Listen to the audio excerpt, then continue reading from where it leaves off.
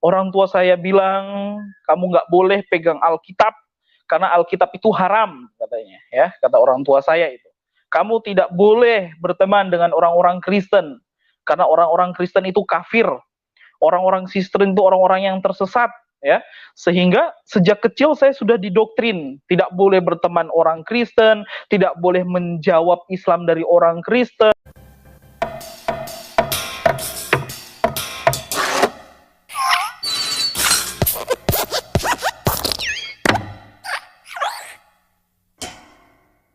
Salam sejahtera bagi kita semua, ya. Perkenalkan, nama saya adalah Muhammad Riki Setiawan. Itu nama lahir saya. Ketika saya percaya Tuhan, seorang pendeta yang membaptis saya, dia memberi nama tambahan, yaitu Yeremia, ya. Jadi Muhammad Yeremia Riki Setiawan. Ada dua nama nabi besar situ, Nabi Muhammad dan juga Nabi Yeremia. Jadi awal mula kalau mau cerita soal kesaksian saya ini dilahirkan dari keluarga Muslim, ya, dari keluarga Muslim yang radikal. Saya adalah putra ketiga dari Bapak Ahmad Yani dan ibu saya Suyanti. Jadi nama orang tua saya Ahmad Yani dan ibu saya Suyanti. Saya dibesarkan, ya, saya dibesarkan, dididik dengan agama yang sangat, ya, sangat keras yang mendidik saya, yaitu agama Islam, saudara yang terkasih dalam Tuhan. Jadi saya itu waktu masih kecil, orang tua saya itu memang didik saya habis-habisan. Saya dididik, saya harus jadi Islam. Saya bahkan orang tua saya waktu saya masih TK, saya itu sudah dimasukkan di TPQ, Taman Pendidikan Quran, ya, atau TPA, Taman Pendidikan Al-Quran. Saya SD di Lampung, di Tulang Bawang. TPA yang saya ikut pendidikan, tempat pendidikan Al-Quran itu ada di daerah Tugu Kuning namanya, di bagian Tulang Bawang, Unit 2. Nah, saya dididik sangat keras sama orang tua saya. Orang tua saya bilang, kamu nggak boleh pegang Alkitab, karena Alkitab itu haram, katanya. Ya, kata orang tua saya itu. Kamu tidak boleh berteman dengan orang-orang Kristen, karena orang-orang Kristen itu kafir. Orang-orang Kristen itu orang-orang yang tersesat, ya. Sehingga sejak kecil saya sudah didoktrin, tidak boleh berteman orang Kristen, tidak boleh menjawab Islam dari orang Kristen, bahkan tidak boleh memegang Alkitab orang Kristen. Karena haram bagi saya itu, orang tua didik saya seperti itu. Sampai saya SD, saya masih kelas 2 SD, saya sudah hafal Al-Quran. Karena memang setiap hari saya dididik. Saya sekolah, sorenya saya harus menempuh pendidikan di TPQ, di Unit 2 di Tulang Bawang, sampai malam saya belajar tentang Islam. Itu saya masih kecil. Sehingga kelas 3 SD saya sudah hafal Al-Quran, ya. Kelas 2 SD saya sudah bisa membaca Al-Quran. Kelas 3, begitu naik kelas 3, ya, saya masih ingat orang tua saya kasih hadiah sama saya. Ketika saya kelas 3, saya sudah bisa hafal yang namanya Al-Quran, ya. Tapi seiring saya berjalan, pertumbuhan saya masih anak-anak, saya hafal Quran, tapi saya nggak paham. Saya nggak paham apa itu Islam. Saya nggak paham apa itu Muhammad. Saya nggak paham. Karena yang ditekankan, didoktrin kepada saya adalah menghafal, menghafal, menghafal. Jadi saya harus hafal bacaan-bacaan sholat, saya harus hafal Al-Quran, saya harus hafal doa-doa, doa kepada orang tua, doa tidur, ya. Bahkan doa masuk WC, doa masuk rumah, itu saya disuruh menghafal sama orang tua saya. Sampai yang luar biasanya, seperti saya katakan tadi, sejak kecil itu saya dididik habis-habisan. Saya tidak pernah punya sejarah waktu masih SD itu berteman dengan orang Kristen, tidak. Saya benci mereka karena orang tua saya tanamkan doktrin seperti itu. Ya. Jadi itulah, makanya saya selalu katakan kepada jemaat yang saya layani sekarang, karena saya adalah seorang pendeta, saya katakan kecintaan terhadap agama kita atau doktrin atau pengajaran itu harus ditanamkan kepada anak-anak kita sejak dini. Karena mengapa saya bisa radikal, mengapa saya bisa fanatik terhadap ajaran saya, karena dari kecil itu sudah ditanamkan hal-hal kepercayaan terhadap Al-Quran. Nah, seiring berjalannya waktu, saya menginjak SMP, orang tua saya pindahkan saya untuk bersekolah di Jawa, tepatnya di Blitar, di desa Sumberjo, saudara ya. Nah, ketika saya sampai di situ ada masjid besar di rumahnya nenek saya. Dan masjid besar ini kosong. Kosong, dan saya menjadi penginjil Islam. Saya jadi tukang dakwah. Ya, saya buka, saya bersihin masjid yang sudah kotor, terus kemudian saya kumpulin orang-orang Islam. Waktu itu bulan Ramadan, ya. Saya menginjak SMP itu kira-kira tahun 2005-2006 ya, saudara. Nah, saya ada di Blitar, di Sumberjo, dan saya ini sama orang-orang tua, mereka tidak tahu sholat, mereka tidak bisa sembahyang, karena mereka adalah orang Islam, tapi mereka tidak pernah dididik pemahaman tentang Al-Quran, pemahaman tentang sholat, ya. Itu di desa Sumberjo, Kecamatan Selorjo, Kabupaten Blitar. Nenek saya dan om-om keluarga saya masih di sana sampai sekarang. Makanya saya rindu menyapa mereka, ya, sekalipun mereka belum bisa menerima keadaan saya yang seperti ini. Saya barusan tadi ditelepon sama keluarga-keluarga, ketika mereka lihat saya akan tampil di YouTube-nya Bapak Yusuf Manubulu. Ya, saya berkata puji Tuhan. Nah, jadi saya pernah menjadi guru ngaji sekaligus imam di masjid itu. Saya pernah menjadi imam di masjid itu ketika saya masih berumur kira-kira berumur 11 tahun. Saya umur 11 tahun saya sudah menjadi imam masjid di situ. Dan saya mengajari orang-orang tua mengaji, anak-anak mengaji, alif, ba, ta, sa, jim, ha, ho, dal, zar, ro, jai, sin, sin, sod, do, to, god, dan seterusnya, saudara. Terus kemudian saya ajarin mereka surat-surat, saya kasih mereka juz amma, surat-surat pendek saya ajarin kepada mereka, kul a'udzu birobbinas malikinas, terus kemudian kul a'udzu birobbil falak min syarri ma khalaq, dan lain sebagainya.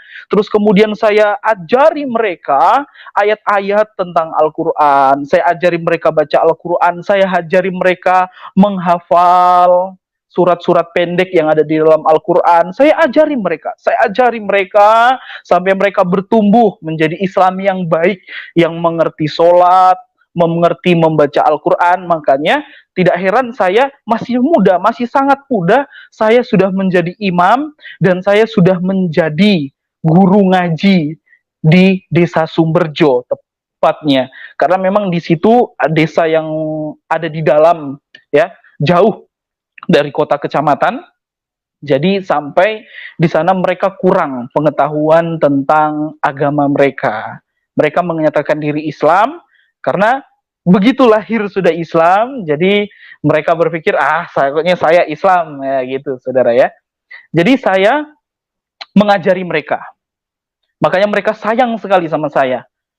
Tahun lalu saya pulang, mereka dengar saya jadi pendeta, saya tidak boleh lagi pulang kampung. Saya dimarahi, saya dibilang kafir, murtad, saya dibilang anak haram, saudara. Tapi saya tetap mengucap syukur karena Tuhan Yesus baik.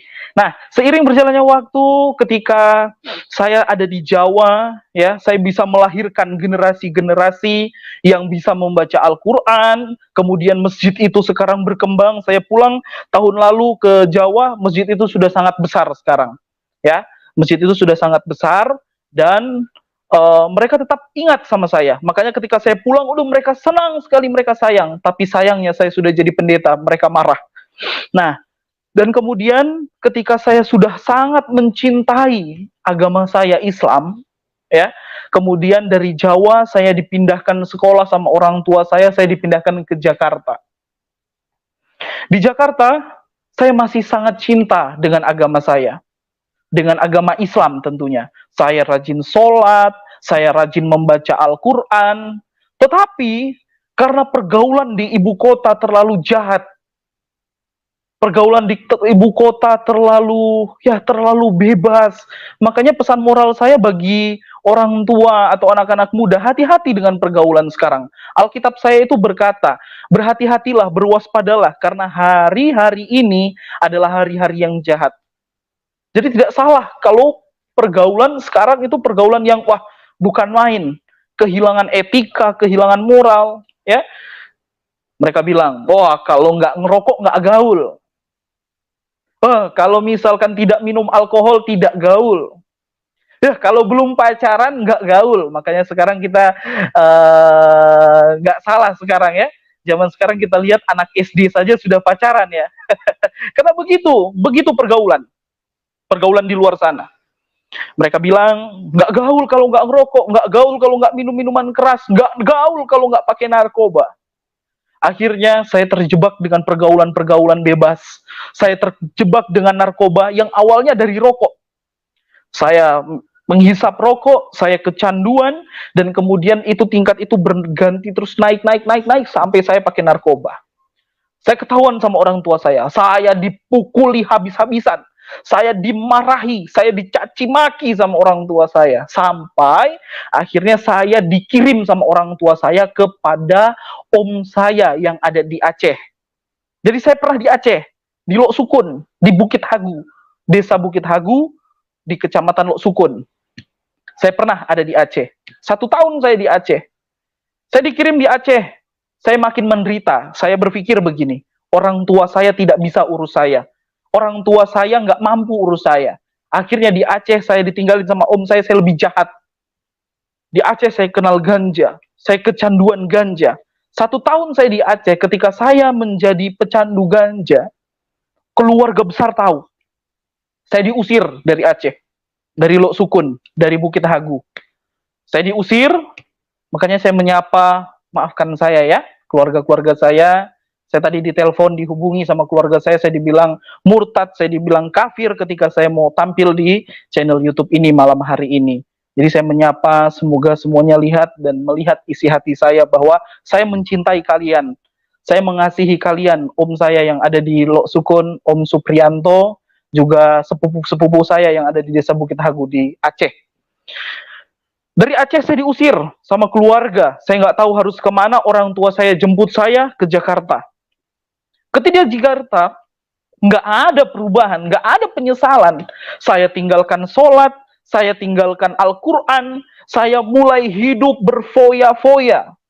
Saya mulai keluar masuk pub, saya mulai terikat dengan narkoba, sampai orang tua saya mau masukkan saya di panti rehabilitasi. Tapi beberapa kali saya lari dari rumah. Sampai akhirnya orang tua saya di Jakarta, ya tepatnya di Klender, orang tua saya bangkrut.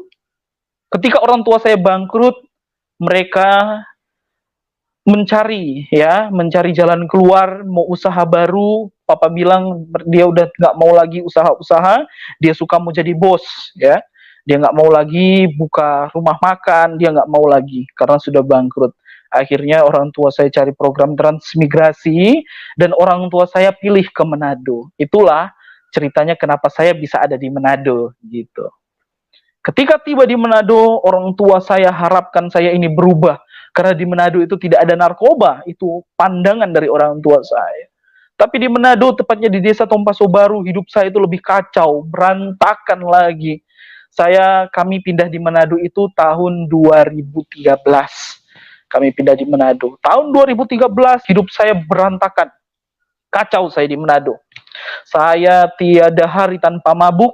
Saya kenal judi, bahkan saya sering terlibat peperangan antar kampung ya, Tompaso Baru. Kalau saudara bisa share di Google, kampung saya itu dulunya sangat luar biasa di Tompaso Baru itu. Sering terjadi kekacauan. Tapi puji Tuhan, kampung saya sekarang Tuhan sudah pulihkan karena banyak orang-orang bertobat. Jadi tahun 2013 hidup saya berantakan, saya kacau. 2 tahun saya tiada hari tanpa minuman keras. Sampai akhirnya tahun 2014 saya kena sakit. Saya muntah-muntah darah dan saya hampir mati. Saya kesakitan. Tapi nggak ada tobatnya. Saya bilang, Tuhan, ya Allah, saya mau bertobat. Ya Allah, saya mau bertobat. Saya mulai kembali sholat. Mulai kembali sholat, ya dasarnya manusia ya. Bertobat, sholat, sehat, bikin dosa lagi. Gitu. Ketika saya bikin dosa lagi, ya, bikin dosa lagi, baru tahun-tahun itu. Ketika tiba saatnya tahun 2015, bulan Desember, memang betul-betul saya hampir mati. Saya muntah-muntah darah karena minuman keras.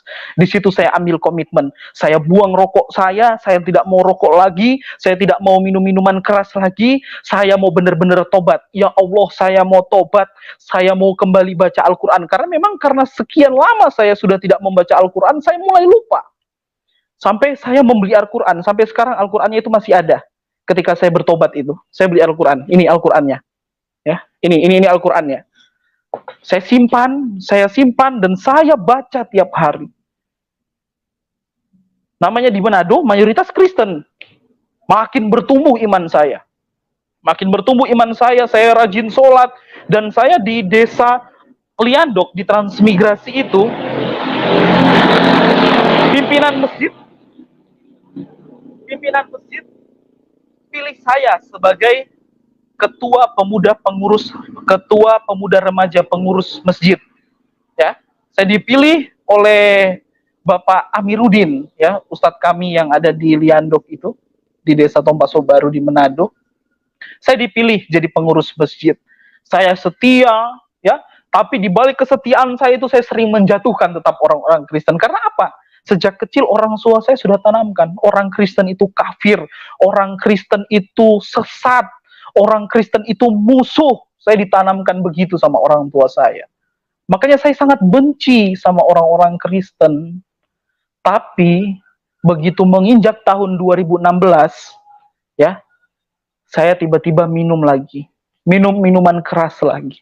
Ketika minum minuman keras itu waktu itu tahun baru 2016, ya. Dari tanggal 30 di akhir tahun mau ke tanggal 1, malam puncaknya itu, saya tiba-tiba mabuk, dan saya sadar pagi-pagi saya sudah ada di depan gereja, di depan pastori. Saya kabur, karena saya malu sama pendeta. Saya mabuk di depan pastori, pendeta bawa saya masuk ke tempat tidur, terus kemudian pendeta ini, saya muntah darah lagi. Pendeta ini, Bapak Pendeta Denny Morai namanya.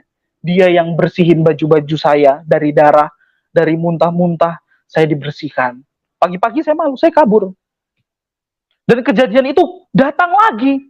Besoknya saya mabuk-mabuk di kampung lain, tapi tiba-tiba saya ada di situ. Saya mulai takut. Loh, kenapa ini? Masa saya mabuk di kampung lain, tapi tiba-tiba ketika saya pingsan, saya ada di tempat Bapak Pendeta Denny Morai ini tadi. Wah, saya mulai ketakutan. Wah, benar-benar ketakutan saya. Ketakutan kayak gimana ya? Pokoknya takut sekali. Tapi di sisi lain, saya berpikir, ini Bapak Pendeta ini baik sekali. Kenapa dia mau ambil saya, ya, di got di pinggir jalan?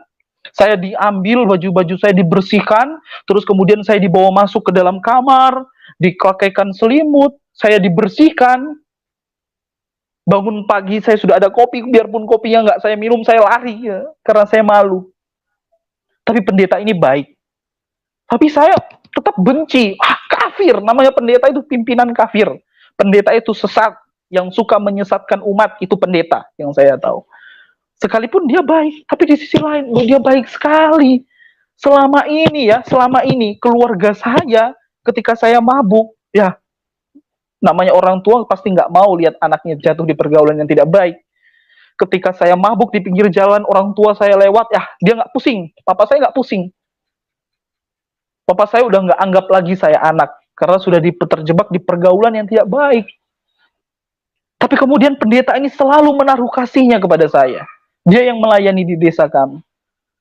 Ketika saya mabuk, saya tidur di gereja atau di pastorinya Bapak Pendeta Denny Morai ini, saya ketakutan. Saya bilang, Bapak ini kafir, tapi di sisi lain, Bapak ini baik sekali. Dari situ karena saya ketakutan, saya bertobat lagi. Tahun 2016 itu, bulan Januari tahun 2016. Saya bertobat lagi. Ya Allah, saya mau tobat. Saya mulai lagi mau sembayang. Ya, saya mulai sembayang dan waktu itu ada keponakan-keponakan saya ajarin mereka sholat ketika ada di sini di Manado, sudah di Manado. Saya ajarin mereka sholat, kabira walhamdulillahi kasirau, wa subhanallahi bukrata wa asila, ini wajah tu wajahiyah, baru Al-Fatihah, baru kemudian surat-surat pendek, sampai saya ajarkan mereka zikir, ya, sampai akhirnya ketika saya semakin setia, ketika saya semakin taat memeluk agama saya Islam, saya semakin ketakutan. Saya semakin ketakutan dan tiba-tiba hari Minggu saya itu udah rapi. Bangun tidur saya mandi, saya sudah rapi. Saya bingung mau kemana saya ini. Ini hati suka masuk ke gereja. Saya ketakutan, saya nggak bisa tidur, saya stres, keluar keringat, ya, saya nggak bisa makan dengan baik, saya nggak bisa minum dengan baik, saya ketakutan, Tuhan. Ya Allah, saya ketakutan, benar-benar takut.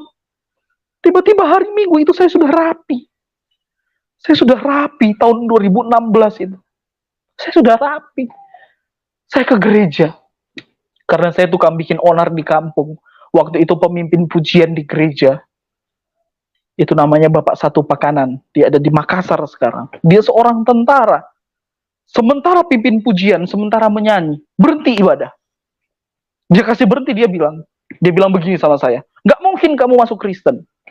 Kamu yang suka bilang-bilang orang Kristen itu kafir, orang Kristen itu sesat. Kamu yang nggak mau pegang Alkitab. Saya kalau misalkan masuk ke rumah orang terus saya lihat Alkitab, saya paling jijik, saudara. Karena apa? Sejak kecil sudah ditanamkan kepada saya. Ini bapak ini dia marah-marah sama saya di dalam gereja. Saya cuma diam. Saya mau marah, tapi di sisi lain saya menerima damai sejahtera di dalam gereja. Bapak pendeta langsung peluk saya. Dia bilang, sudah, kalau memang mau masuk gereja, duduk saja, duduk. Jadi saya duduk. Saya lihat orang-orang menyembah, haleluya, puji Tuhan, mereka menyanyi-menyanyi. Stres saya, bingung. Bingung saya. Masa orang nyembah kok nyanyi-nyanyi? Orang nyembah tepuk-tepuk tangan. Orang nyembah bilang-bilang haleluya, haleluya. Saya nggak mengerti. Sama sekali saya nggak mengerti. Saya bilang ini orang-orang kafir ini. Tapi ketika Bapak Gembala, Bapak Pendeta itu berdoa, saya mulai tersentuh hati saya. Hati saya mulai tersentuh, tapi tetap ini pikiran ini sepertinya bergelut. Nah, ketika seiring berjalannya waktu, setelah ibadah, saya keluar dari gereja. Saya keluar dari gereja, saya berpikir, nggak mungkin saya jadi orang Kristen. Orang Kristen itu sesat, orang Kristen itu kafir, orang Kristen itu pasti masuk neraka. Itu yang ditanamkan kepada saya dari orang tua saya. Sampai akhirnya, saudara, saya mulai bingung, saya mulai mencari perbandingan-perbandingan, saya mulai belajar. Saya temui Bapak Ustadz saya, waktu itu Bapak Amiruddin bin Naufal. Ya, dia adalah aktivis di masjid kami, ya, masjid kami, dan dia sering bawa tim dari Ahmadiyah, kalau saya tidak salah. Dia sering bawa tim, jadi sering saya tanya-tanya, Pak, kenapa orang Kristen ini masuk neraka? Mereka bilang, ya, kalau misalkan orang Kristen semua orang di dunia ini masuk surga, full surganya. Dia bercanda begitu sama saya. Saya bingung. Saya tanya lagi, kenapa sih kita nggak boleh makan babi? Bapak Amiruddin langsung bilang, Bapak Ustadz ini langsung bilang, ya babi itu bertaring, tidak boleh dimakan. Kenapa tidak boleh dimakan? Kamu lihat orang-orang Kristen yang makan-makan babi, yang makan-makan anjing, kamu lihat muka mereka serem-serem, muka mereka kayak anjing, muka mereka kayak babi. Saya berpikir, nggak masuk akal deh kayak begitu. Nggak masuk akal. Pada dasarnya saya lihat wajahnya Bapak Pendeta ini, saya sayang sekali sama dia. Saya salut sekali sama dia. Terus kemudian saya mulai membanding-bandingkan. Saya mulai membanding-bandingkan Alkitab. Saya mulai membanding-bandingkan Al-Quran. Saya mulai membanding-bandingkan. Tiba-tiba yang saya pikir Alkitab itu haram, saya jadi penasaran, apa sih isinya di dalam Alkitab? Wah, lebih kacau lagi saya, habis saya. Lebih kacau lagi. Tiba-tiba hari Minggu depan, saya ini tiba-tiba mandi lagi. Saya sudah pakai baju rapi, dan tiba-tiba ini hati ini pokoknya seperti ditarik begini. Seperti ditarik, kamu harus masuk gereja pokoknya. Ini hati saya ini rindu masuk gereja. Saya masuk ke gereja. Ada damai sejahtera. Saya tidak alami lagi ketakutan. Saya tidak alami lagi itu ketakutan, memang ketakutan yang mengerikan. Seumur saya hidup saya nggak pernah ketakutan seperti itu. Saya ketakutan, saya datang ke gereja, saya alami damai sejahtera. Akhirnya saya bilang begini, saya keceplosan sama Bapak Pendeta. Bapak Pendeta, gimana caranya menjadi orang Kristen? Saya mengambil keputusan untuk jadi orang Kristen. Bapak Pendeta baptis saya itu tanggal 27 Februari tahun 2016. Saya dibaptis oleh Bapak Pendeta Diani Morai. Ketika saya dibaptis, saya menyatakan diri saya orang Kristen. Orang tua saya usir saya. Orang tua saya marah sama saya. Orang tua katain saya, kamu anak durhaka, nggak dengar sama orang tua. Saya dipecat jadi anak. Saya dibegituin sama orang tua saya, sama papa saya. Saya dimarahin. Kamu itu dari kecil itu papa sekolahin kamu di TPQ. Papa ajarin kamu baca Al-Quran. Papa ajarin kamu untuk menghafal Al-Quran. Bahkan kamu bisa jadi imam, bisa jadi penghafal Al-Quran. Saya sudah berkali-kali khatam. Sudah tidak terhitung lagi. Karena orang tua saya itu didik saya dengan keras. Saya diusir. Oh, keluarga-keluarga yang dari Aceh, yang dari Magelang, yang dari Jawa, yang dari Blitar, yang dari Surabaya, saya diserang habis-habisan. Saya dibilang, kamu nggak boleh lagi pulang ke Jawa, kamu nggak boleh lagi datang ke Aceh. Saya mulai alami intimidasi. Saya mulai mengalami saya ini dibenci, saya dimarahi sama keluarga. Tapi di sisi lain, saya itu bersyukur sekali sama Tuhan. Saya bilang begini sama Tuhan, Tuhan, saya nggak tahu siapa itu Yesus. Saya nggak tahu sama sekali siapa itu Yesus. Tapi kalau memang Yesus itu Tuhan, nyatakan. Saya minta tanda sama Tuhan, kalau saudara mau tahu. Saya bilang begini sama Tuhan, Tuhan, kalau memang Yesus itu ada, saya ini udah dibuang sama keluarga saya. Saya udah nggak ada pekerjaan, saya dibuang sama keluarga saya, terus saya mau hidup dari apa? Banyak orang-orang bilang, dibayar berapa kamu masuk Kristen? Dibayar berapa kamu jadi orang Kristen? Dibayar berapa kamu? Oh Tuhan, saya tinggalkan pekerjaan, saya tinggalkan keluarga karena saya ikut Tuhan. Karena apa? Tuhan jamah hati saya. Saya bilang, yang rubah hati saya ini bukan pendeta. Yang rubah hati saya ini bukan pendeta. Pendeta nggak pernah bicara apa-apa sama saya. Bukan orang-orang Kristen yang ubah hati saya, tapi Roh Kudus Tuhan yang ubah hati saya. Makanya saya selalu katakan, manusia di dunia ini tidak ada yang bisa mengubah hati, tapi cuma Tuhan yang mampu mengubah hati. Nah, ini keputusan hati saya. Keputusan hati saya untuk terima Tuhan. Saya bilang, Tuhan, tandanya seperti ini. Kalau orang tua saya, mama dan papa percaya Tuhan seperti yang saya alami, tidak ada yang memberitakan Yesus, tidak ada yang memberitakan Alkitab, saya bilang sama Tuhan, Tuhan, saya mau jadi pendeta, saya mau sekolah Alkitab. 3 bulan saya berdoa, 3 bulan saya berpuasa, gak punya uang, gak punya uang saudara, gak punya uang, ikut Tuhan gak punya uang, gak ada yang bayar. Jadi tuduh-tuduhan kalau saya dikatakan saya ini dibayar dan lain sebagainya. Tidak, saudara. Saya kelaparan, saya berpuasa, tekuk lutut, saya berdoa.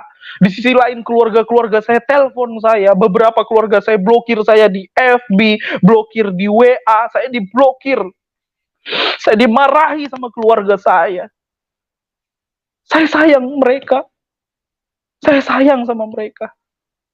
Tapi saya dimarahi, saya dikatakan kafir, murtad, durhaka. Jangan bicara, saya mau bicara itu jangan bicara. Kamu udah tahu-tahu salah, mau bela kamu. Saya berdoa sama Tuhan, 3 bulan saya berdoa, saya tekuk lutut. Saya tekuk lutut, saya berdoa terus, Tuhan pulihkan orang tua saya, Tuhan pulihkan orang tua saya.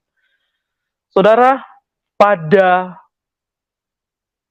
hari kenaikan Tuhan Yesus, itu bulan Mei, saya tidak salah bulan April atau bulan Mei, tiba-tiba orang tua saya datang ke gereja. Saya kaget. Saya waktu itu, selama itu saya tinggal sama Bapak Pendeta. Bilang begini, saya tinggal sama Bapak Pendeta, Mama tapi sering karena saya nangis, malu, Mama Mama udah udah nggak makan lihat terus sama kamu dia. lagi. Enggak. Orang-orang Saya malu. datang. Wah, waktu Ricky dulu pas ya. kenaikan Tuhan Saya Yesus biasa Kristus dipanggil tahun Ricky di 2016, hari raya Dulu dia kenaikan. tukang bikin rusuh di Orang kampung. tua saya datang, Mama dan Mukanya Papa. itu nggak pernah, kalau orang Manado bilang, nggak pernah Saya tanya, straight. siapa yang Nggak panggil pernah masuk lurus gereja? mukanya, Enggak. bengkok terus. Karena muka Saya tanya, Mama siapa itu yang jelek ngajarin banget, Tuhan? saudara. Enggak. Tapi sekarang Terus setiap Mama kali saya- dia ketemu orang, dia senyum, dia sapa. Karena apa? Saya termotivasi dengan pendeta saya yang baptis saya, Bapak Pendeta Bideni Mora, yang kasih nama saya Yeremia. Saya termotivasi hidup seperti dia. Saya mau hidup seperti dia. Banyak orang sayang, banyak orang senang.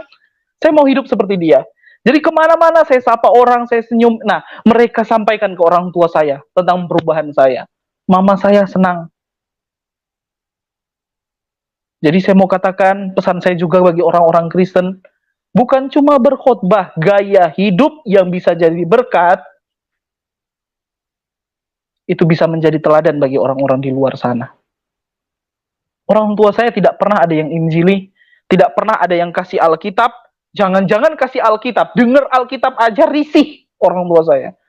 Nama orang tua saya Ahmad Yani, papa saya Ahmad Yani. Baru nama Ahmad, keras dia, keras. Kalau orang Kristen bilang Assalamualaikum, dia bilang haram. Orang tua saya, papa saya. Tiba-tiba dia masuk ke gereja. Saya takut. Saya pikir mereka mau marah. Tapi mereka ternyata dijamah Tuhan. Mereka datang ke gereja dan mereka bilang sama Bapak Pendeta, kami mau masuk Kristen.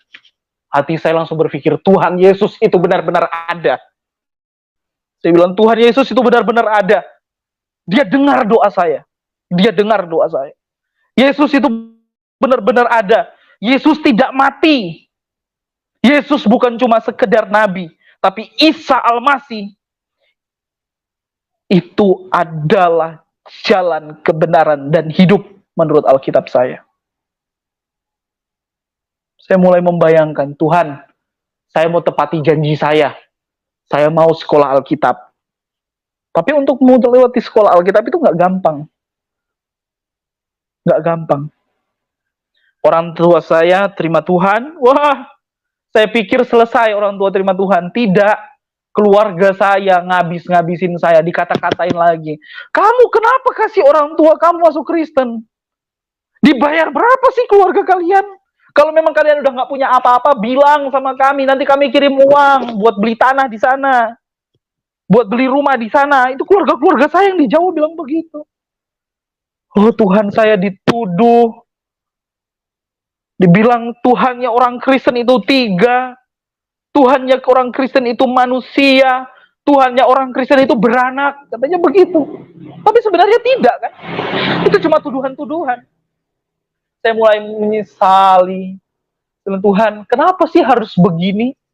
Kenapa sih harus begini? Dan Alkitab saya katakan, ikut Tuhan itu bukan senang, tapi turut menderita karena memikul salib Yesus. Orang tua saya mengikut Tuhan, itu mujizat. Karena saya minta tanda sama Tuhan. Dan kemudian, saya harus ikut namanya training. Itu 1 tahun. Saya tinggal di rumahnya Bapak Pendeta, saya digodok.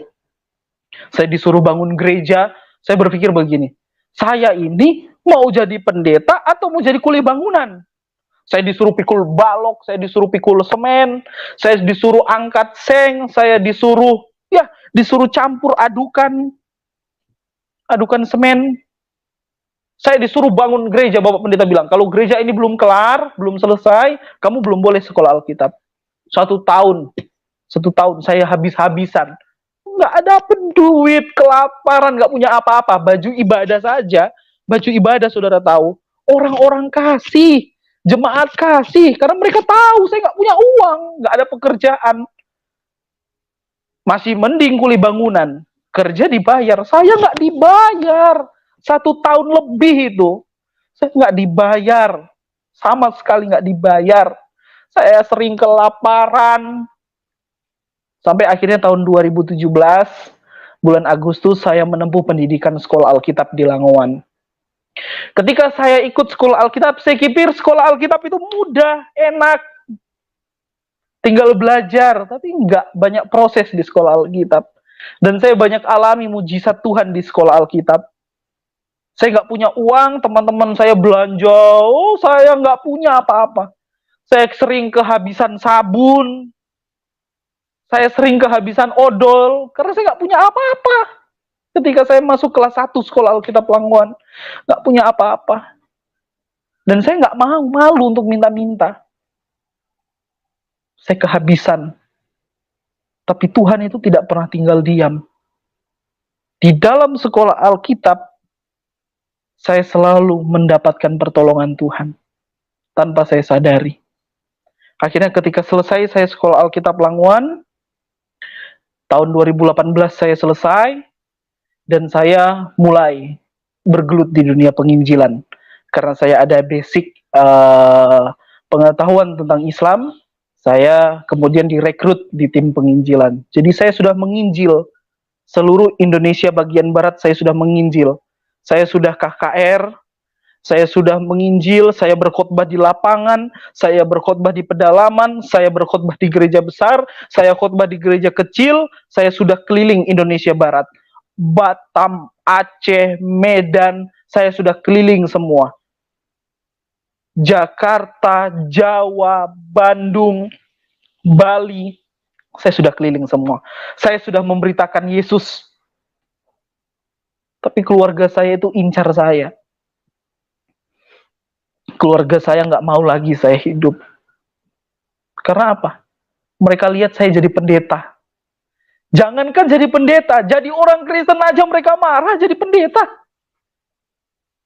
Dan saya berpikir, saya nggak pernah dibayar. Saya menginjil, saya kelaparan. Saya pernah kehabisan uang tiket di Surabaya.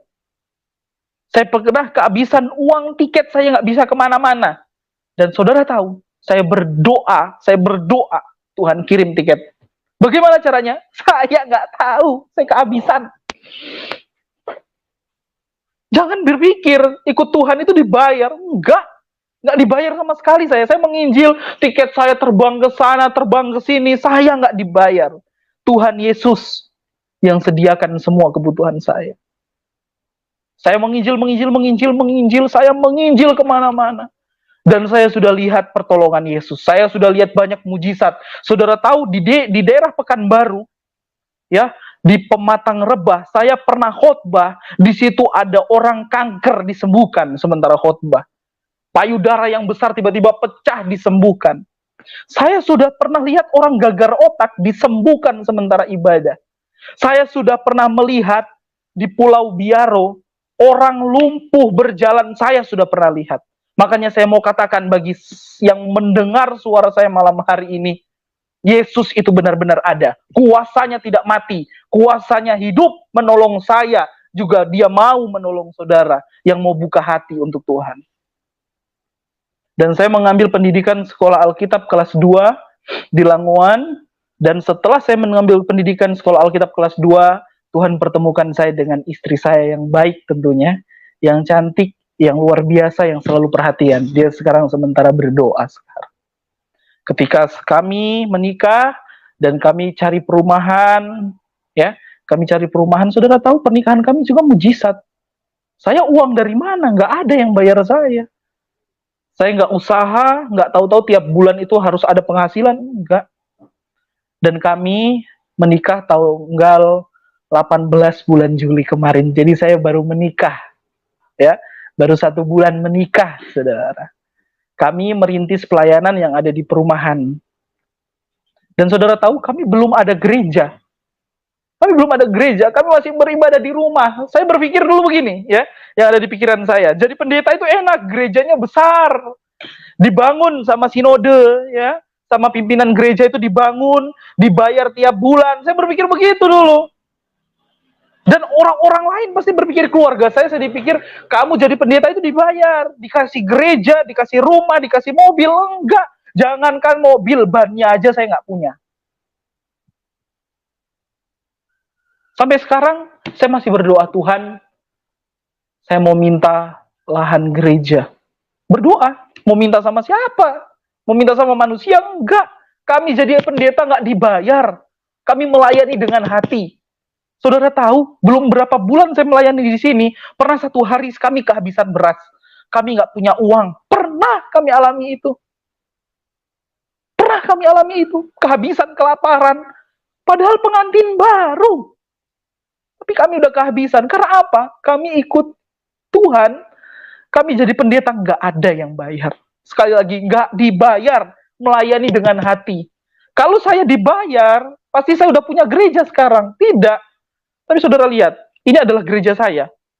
Ya, gereja tempat saya melayani, saya merintis di perumahan, kami beribadah itu di depan rumah, di teras. Kami belum punya gedung gereja. Saya masih berdoa sama Tuhan. Kalau jadi pendeta itu dibayar, gerejanya dibangun, enak. Tapi ini enggak. Enggak, jadi semua tidak seperti apa yang saudara-saudara saya pikirkan, bahwa saya itu dibayar, dikasih gereja, dikasih mobil, dikasih rumah. Enggak. Ikut Yesus itu menderita, pikul salib, bukan enak-enak makan tidur. Enggak. Melayani dengan hati. Dan pelayanan saya, sebelum saya jadi gembala pun di sini, atau sebelum saya jadi pendeta di sini, saya sudah menginjil ke jalan-jalanan. Saya sudah memberi makan anak-anak jalanan. Uangnya dari mana? Saya nggak tahu. Tuhan yang kasih. Itu tanda mujizat Tuhan. Jadi kalau saya sampai saat ini masih ada, masih sehat, masih kuat, semua karena Tuhan. Dan apa yang membuat saya benar-benar yakin bahwa Yesus itu ada? Karena saya ini merasakan kehadiran Yesus. Saya merasakan bahwa Yesus itu benar-benar ada. Di agama sebelumnya tidak. Walaupun saya sudah hafal Al-Quran, walaupun saya sudah hafal sholat, zikir, dan lain sebagainya. Tapi itu cuma sampai dihafal. Cuma sampai dihafal. Tapi sekarang, saya bersyukur sama Tuhan. Tuhan banyak didik karakter saya. Kalau saya dipukul orang dulu, saya balas. Sekarang biar orang mau pukul saya, biar orang mau hina saya bilang puji Tuhan. Keluarga saya bilang kafir. Saudara tahu, sebelum tampil di channel YouTube dari Bapak Yusuf Madubulu ini, saya bagikan di Facebook, saya bagikan di grup keluarga. Keluarga saya marah sama saya. Kamu jangan bawa-bawa imam masjid, kamu jangan bawa-bawa pernah jadi guru ngaji. Itu nggak pernah ada di kehidupan kamu. Saya dikatain begitu, saudara. Awas kamu, kami mau laporkan kamu, kami mau laporkan.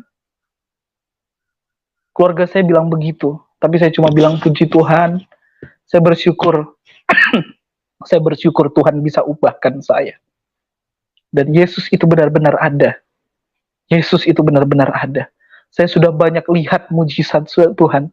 Saya sudah banyak lihat pertolongan Tuhan. Saya sudah lihat banyak mujizat Tuhan. Yesus itu benar-benar ada. Apa yang membuktikan Yesus benar-benar ada dalam hidupmu? Buka hati untuk Tuhan. Buka hati. Pasti Yesus mau jamah. Buka hati. Ini pesan saya. Buka hati. Buka hati untuk Tuhan. Buka hati untuk Yesus. Pasti kamu akan rasakan kehadiran Yesus. Pasti kamu akan rasakan keberadaan Yesus. Jadi buat keluarga saya yang masih mengatain saya kafir, yang masih mengatain saya tersesat, om saya yang ada di Lok Sukun di Aceh, sepupu-sepupu saya yang saat ini nonton, ya, ada Denny, ada Putri, sepupu-sepupu saya yang lain yang ada di daerah Bukit Hagu di Aceh. Buka hati untuk Tuhan. Kalau kalian mau percaya Yesus itu ada. Kalian nggak percaya kan Yesus itu ada? Buka hati untuk Tuhan. Buat om-om saya, tante-tante saya yang ada di Magelang, Tante Yus, buat oma saya, atau nenek saya yang ada di Merjo, di Blitar, om-om saya, keluarga saya yang belum bisa menerima keberadaan saya. Buka hati untuk Tuhan. Tuhan pasti jamah. Kan satu tanda bahwa apa yang membuktikan Yesus itu ada, buka hati. Karena Yesus itu bukan di sini. Yesus itu, kita manusia terbatas.